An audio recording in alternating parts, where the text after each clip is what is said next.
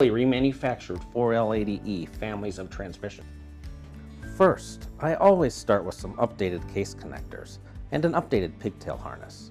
On pre-1994 models, we've updated the case connector to the latest design, and an updated pigtail harness means connection worries are no more.